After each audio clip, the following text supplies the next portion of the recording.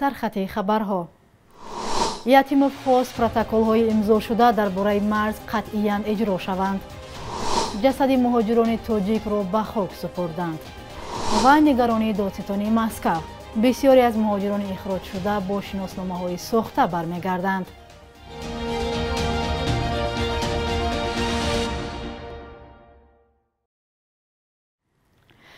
سلام. هفته نوتان بخیر باشد بیننده های عزیز.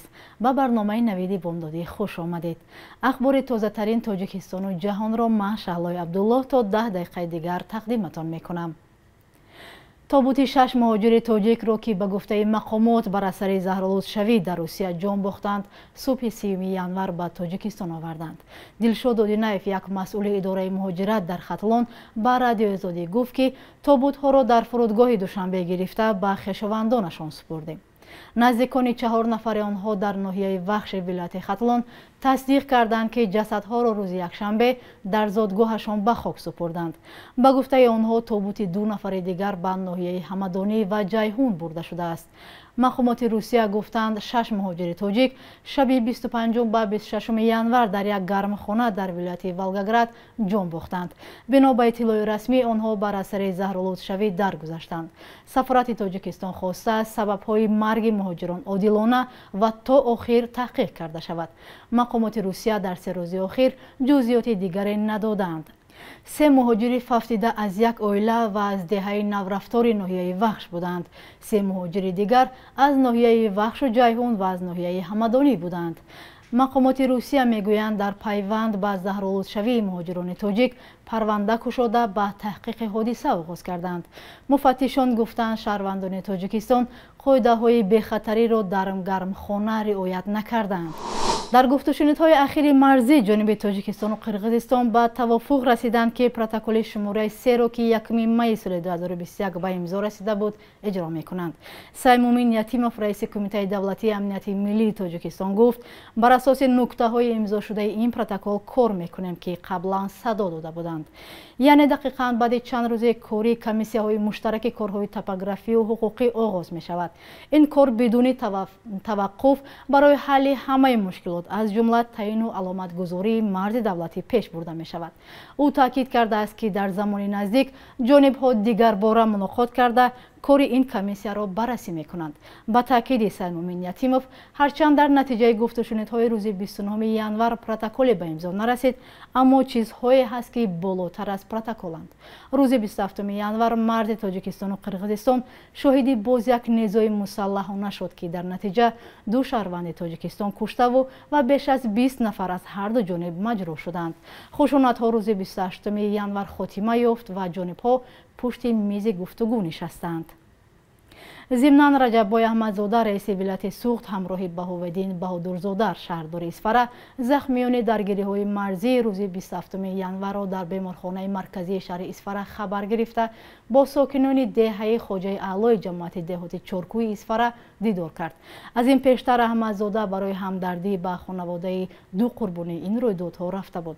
دفتر مطبوعاتی رئیس ولایت سوخت خبر می‌دهد که رئیس ولایت در صحبت با ساکنان گفت خانه‌های ضرر دیده در مهلت کوتاه برقرار کرده می‌شوند.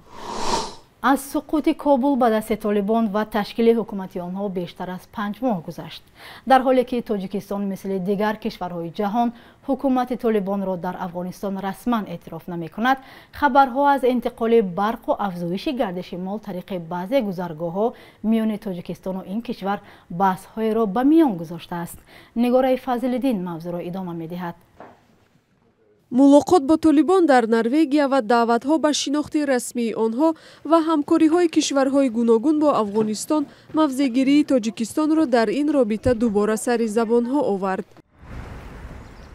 هنوز پس از 10 روز به قدرت رسیدن طالبان، امامعلی رحمان رئیس جمهوری تاجیکستان شناخت آنها را به تشکیل حکومت همه‌شمول و حفظ حقوق تاجیکان افغانستان بستگی داد.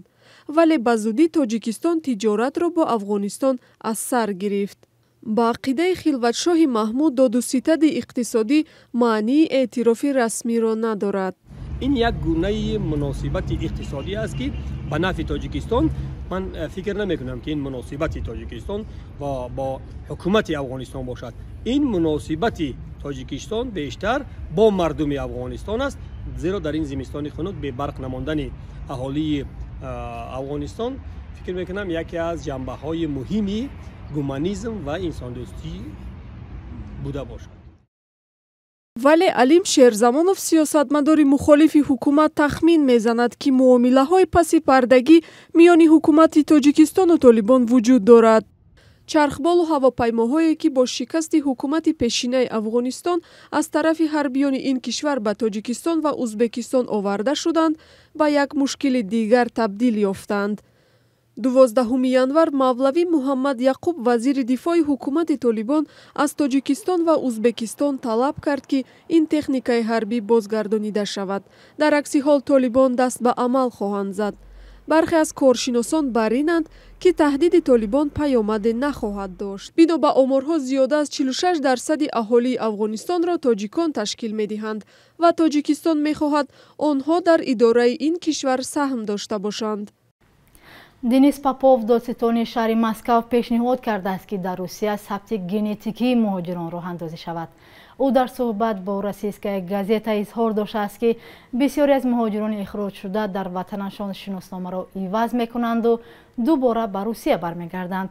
با تاکید این مسئول ثبت ژنتیکی مهاجران به طور کلی وضع را تغییر میدهد، زیرا آن امکان میدهد که جنایت‌های سالهای پیشین آشکار کرده شوند. ضمناً یک تحقیقات رادیو آزادی در ماه نوامبر سال گذشته معین کرده بود که قریب نصف شهروندان تاجیکستان که از روسیه رانده شده و ورودشان به آن کشور موقتا منع است، با شناسنامه و نام نسب نو دوباره به روسیه سفر کردند. این کار خلاف قانون‌های روسیه است که چنین سفرها را گذشتن غیر قانونی از مرز دولتی روسیه می‌دانند. کامرانشاه اوساپیریان پهلوان معروف تاجیک در مسابقه جودو گران پری پرتغالیا که از 28 تا 30 ینور در شهر الماده برگزار شد مدال برنجی به دست آورد. او در این مسابقه یگانه ورزشکار از تاجیکستان بود. با اطلاع سامانه رسمی فدراسیون بین‌المللی جودو در گران پری پرتغالیا 301 ورزشکار از 41 کشور اشتراک داشت. کامرانشاه در روز آخرین مسابقه 30 ینور به رقابت از دور دوم پرداخت. پهلوان تاجیک بعد دو پیروزی بر رقیبانش از ازبکستان و اوکراین به دور نیمه نهایی راه یافت، ولی کامرانشاه در نیم فینال از کریستیان پارلاتی ایتالیایی مغلوب شد. بعدا برای جای سوم ایمیدا گوگولادзе را از گرجستان شکست داد و صاحب مدال برنجی گردید. بخش یک روز تاریخ را در تهیه همکارمان خیرامان بقازاده همراه می‌بینیم.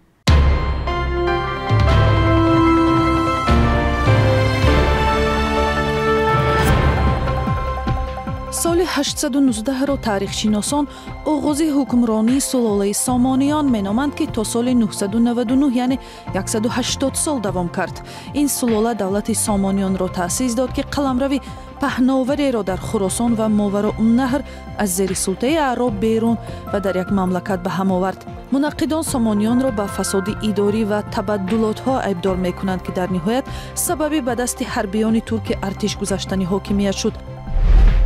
31 ینور سال 2008 عبدالله دولتوف یک فعال جمعیتی از تاجیکستان از تأسیس یافتن اتحادیه تاجیکستانیان روسیه در مسکو خبر داد.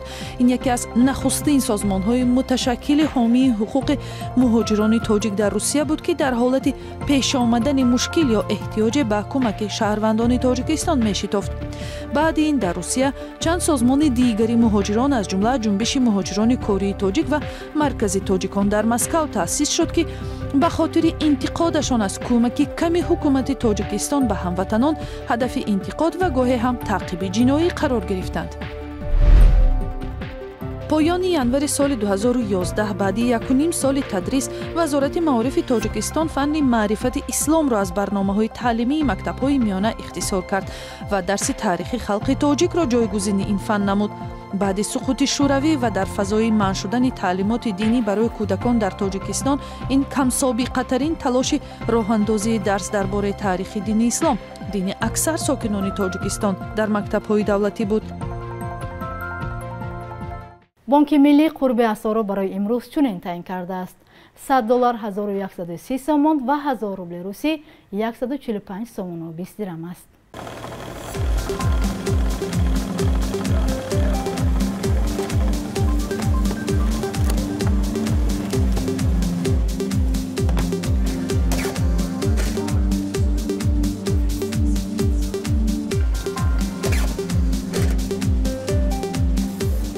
بینندگان عزیز، سپاس که ما را همراهی کردید. تا برنامه بعدی، خدا نگهبانتان.